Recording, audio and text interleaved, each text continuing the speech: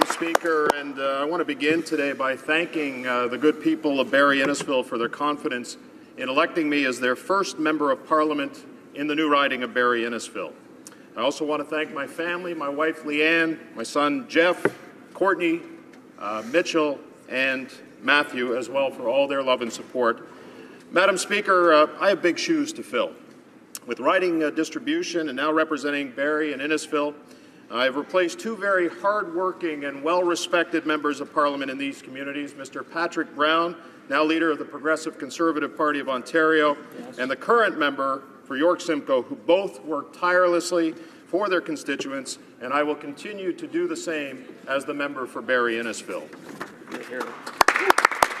Madam Speaker, Barrie-Innisfil is a diverse mix of urban and rural. It's home to large employers like auto parts manufacturer Matsui and one of the largest onion farms in all of Canada, Horodinsky Farms. Madam Speaker, Barrie-Innisfil is a key driver of Central Ontario's economic engine and a growing player in the Canadian economy. Barrie-Innisfil has one of the lowest unemployment rates in Ontario and is entrepreneurial to its very core. As the Mayor of Barrie, Mr. Jeff Lehman, often states, entrepreneurialism is rooted into the DNA of our area. And meanwhile, Mayor Gord Walkup of Innisfil is leading his council with a vision to create an economic development corridor along Highway 400 that starts in Innisfil and leads into Barrie. If ever there was a poster child for investments in infrastructure, Barrie-Innisfil certainly is one as we begin in our next phase of significant growth. Madam Speaker, I'd also like to point out that we like our business taxes low. We don't like government red tape, delaying projects, or getting in the way of our entrepreneurial spirit. Barrie-Innisfil is also blessed to be situated on the waters of Lake Simcoe and Kempenfelt Bay. It's a 365-day-a-year destination attracting tourists from all over North America. These waters alone inject $200 million annually into our local economy through tourism and recreation. Suffice to say, we are very sensitive of the need to preserve and protect this jewel in Central Ontario. We are also a growing and increasingly diverse community with a large and proud Filipino and South Asian community, many of whom I'm proud to call not just my constituents but my friends. Madam Speaker, the Liberal government's speech from the throne sets Canada on a path to higher deficits, higher debt, and higher taxes. While the new government's list is long when it comes to spending on grand schemes, it was short on detail and how these commitments will roll out. As the official opposition critic for urban affairs, I'd like to talk today about infrastructure and the serious challenges communities face, including my communities of Barrie and Innisfil. With less than 10% of the overall tax revenues at their disposal and nearly 90% of the burden to fund infrastructure, municipalities across Canada need more help to meet their obligations.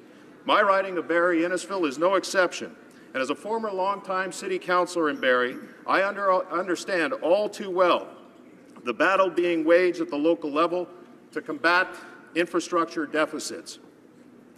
Madam Speaker, please allow me to give a little more details and background on the riding. In 2006, the Ontario government passed the Places to Grow Act, and the City of Barrie was targeted by the province to realize a near 100% increase in population by 2031. 3 years later, the same government at Queen's Park passed the Barrie-Innisfil Boundary Adjustment Act, and the city's boundaries increased the municipality's area by over 30% overnight. 23 square kilometres of largely rural and unserviced lands from the township of Innisfil was annexed into Barrie, many say kicking and screaming. While the direction to grow rapidly, to increase transit and to follow intensification guidelines, the Ontario Liberal government largely left Barrie and Innisfil to their own devices when it came to how to pay for all this growth and how to face the very real problems that rapid growth brings. In the recent years that followed, all levels of government have made many efforts to address the needs of Barrie-Innisfil area, but so much more needs to be done. Madam Speaker, I've met with both mayors of Barrie and Innisfil numerous times on the issue of infrastructure funding, and they're not ashamed to say that they could use more help. The City of Barrie has currently 9 significant shovel-ready projects for this year that will cost $52 million, and the town of Innisfil has no less than a dozen pressing improvements needing funding in 2016. The previous Conservative government made significant investments in the Barrie-Innisfil area. Barrie received significant funding for projects like the 400 Duckworth Interchange, the new Wellness Center at Georgian College, and the Lampman Community Center refurbishment. Federal infrastructure monies helped secure a central fire station in Barrie, monies flowed for a new transit facility, and significant federal commitments helped build 2 new GO stations and a GO service that had disappeared many years ago that was restored for the commuters of Barrie-Innisfil.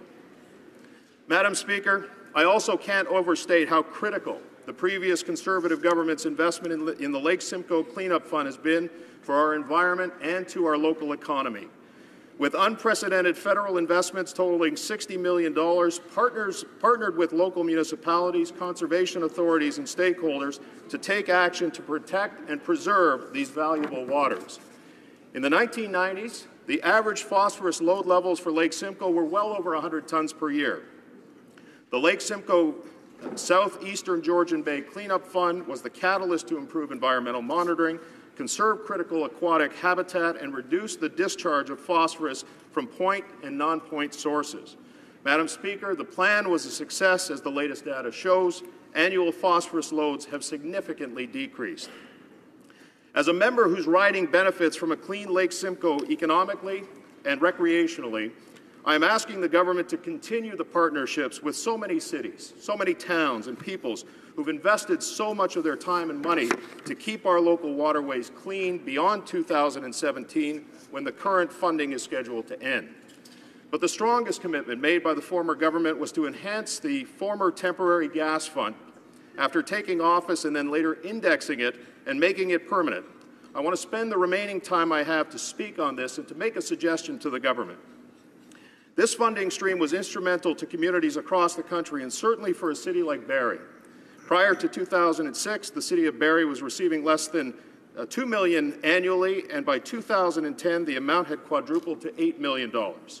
The Gas Tax Fund provides predictable, long-term, stable funding for Canadian municipalities to help them build and realize their local public infrastructure by creating jobs and long-term prosperity. Madam Speaker, the Canadian economy is facing strong headwinds. The Liberal government has publicly stated that they will be making short-term investments in infrastructure of roughly $2 billion over the next 2 years, which ironically is an amount equal to the total amount cities and towns across the country currently receive annually from the federal gas tax fund. Madam Speaker, I suggest strongly to the government that if they're going to follow through with their stated promise of $2 billion in new funding for infrastructure, that they consider releasing the money immediately, doubling the federal gas tax transfers to municipalities this year. I make the suggestion for a few reasons. I believe all parties acknowledge our economy has reversed its course. In addition, the criteria and formula already exist, and there would be no need to reinvent the wheel. Municipalities know how much to expect in 2016 and have already budgeted for it in their capital and operating plans. A one-time doubling of the transfer would mean, for example, that the City of Barrie would receive $16 million in this coming year and the town of Innisfil $3.4 million to put towards projects already identified as being shovel-ready, and to the Minister of Infrastructure and Communities' point, shovel-worthy. The most important point I would like to make is that by doing this now, the government will be putting money into the hands of local councils who've already completed their budget process, having already identified priority projects in their asset management programs.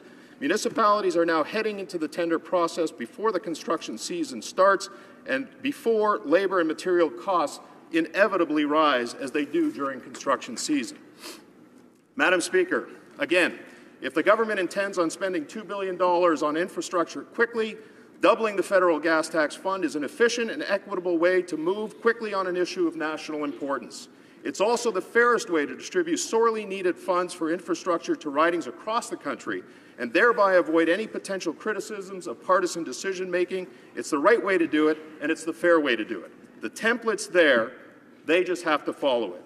I'm aware, as I believe all Canadians are, that the Liberal election platform relating to infrastructure was ambitious. Doubling the fund now helps municipalities tackle their biggest issues, stimulates a sagging economy, and gives this new government some room to work out their long-term infrastructure policies moving forward. Thank you, Madam Speaker.